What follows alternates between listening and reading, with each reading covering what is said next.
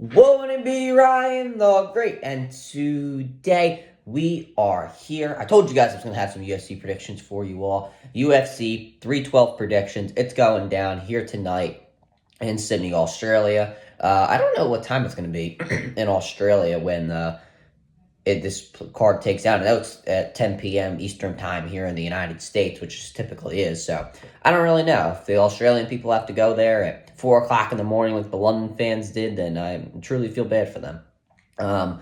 But yeah, let's just get right into it. We're going to be predicting all 5 matches on the main card. I'm sure you guys know how this works. And yeah, let's just get right into it. Before we get right into it, guys, make sure you guys subscribe with your post notifications on. Go subscribe to my brother Living Great Vlogs. Make sure you guys go subscribe to my main channel at Round the Great RTG. Make sure you guys go follow me on X at Round the Great RTG. Make sure you guys go follow me on TikTok at Round the Great RTG. And make sure you guys go listen to the latest edition of the... Excuse me. Make sure you guys go listen to the latest edition of the CR7 podcast. And make sure you guys go follow me on Twitch at Round the Great Podcast. And after the ladies and gentlemen, share the video. Let's roll that intro. Hey, come on, Stotty.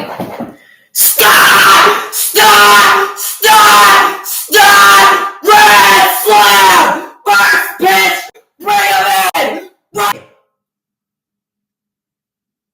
in! Yeah! Oh, damn.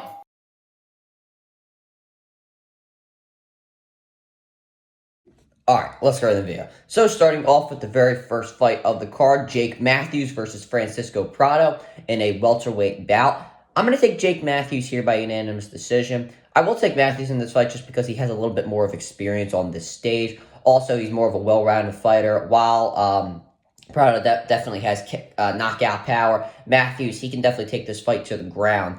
And if he gets way more control time, obviously he's going to be able to win the fight. Also, Matthews only has 1 knockout loss in his career, so it's pretty unlikely that he does get knocked out. So the matchup in this fight doesn't really look too good for Prado. But I'm sure he will get more control time, and I think he will eventually win this fight. I don't think it will end in a finish. I think that this fight will go to the judges, but yeah, Prado, while he obviously does have knockout power, Matthews, as I mentioned before, only 1 knockout loss in his career. Definitely a more well-rounded fighter. If he does get hurt on the feet, he can definitely take this fight to the ground, which he will definitely win. And then moving on, we have our next fight here, Jimmy Crute versus Rodolfo Bellato in a light heavyweight fight. I'm going to take Bellato here by a second-round knockout to end it. Now, Crute is on a bit of a downward trajectory at the current moment in time. He's taken a lot of shots throughout his career, and especially over his last couple of fights. And Bellato has so much knockout power. 10 of his 11 wins come via knockout. So if Bellato can land some accurate punches in this fight, then he can easily win this one on the feet. And Crute, who is a decent wrestler, obviously we all know, black belt in Brazilian Jiu-Jitsu. He has the submission skills to win this one, but I think Bellato will be able to frustrate Crute on the feet, and that will lead to a second-round finish. If he can't get to the ground, then there's no chance that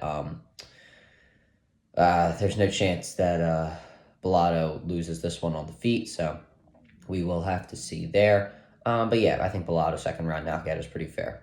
And then moving on to the third fight of this card, Justin Tafa versus Talison Texera in a heavyweight fight. This one's very, very tough to predict, in my opinion. I think it could go either way, but I'm going to go Talison Texera via split decision. I think that this one is going to be a really, really close fight. Tafa, obviously a very good striker, but I like Texera's defense in this fight. I think he'll be able to dodge and weave, use his head movement to get around those punches.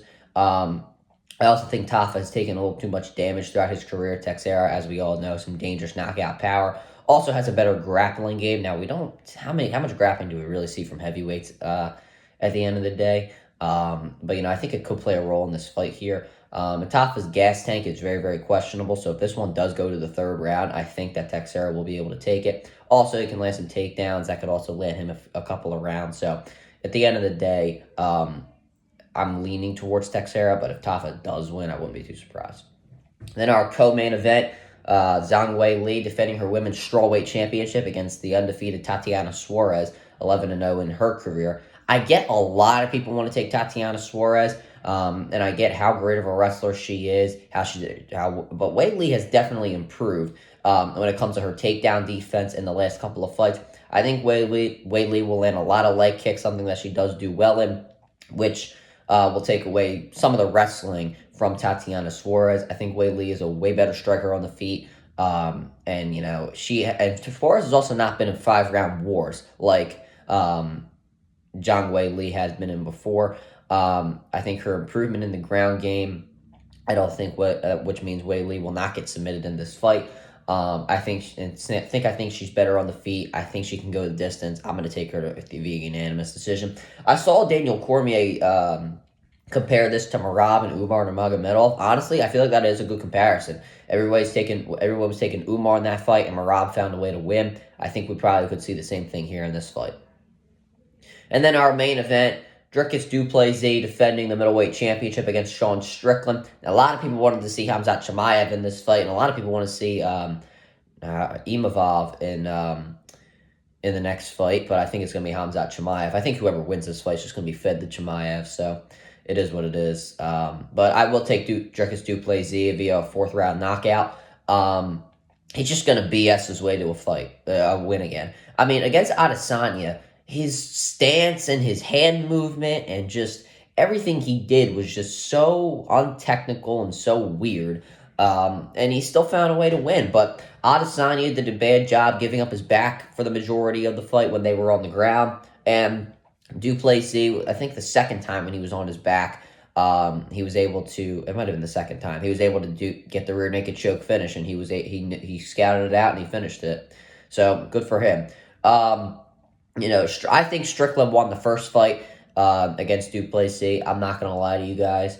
But obviously Du Plessis is improved since that time. Strickland does love his forward movement, and that's how he beat Paulo Costa dominantly, 5-0 in my opinion. But Du Plessis, in my opinion, he can deal with it. I think he'll be able to figure it out. I think Du Plessis is also going to be able to take him to the ground a little bit. He can dominate there. Obviously, we saw him dominate the back of Israel Adesanya. Strickland, in my opinion, will win the early rounds, and then I think Du Plessis will figure it out in the later rounds. The only reason I really am taking Du Plessis is because I think he's just going to BS his way to a win, and so we'll have to see. So I'm going to take him via a 4th-round knockout. All right, that's it. That's my predictions there. I have Jake Matthews via unanimous decision. The Bellato, 2nd-round knockout. Texera, split decision. Zhang Wei Li, unanimous decision. And Du Plessis, 4th-round knockout. That'll do it for this video, guys.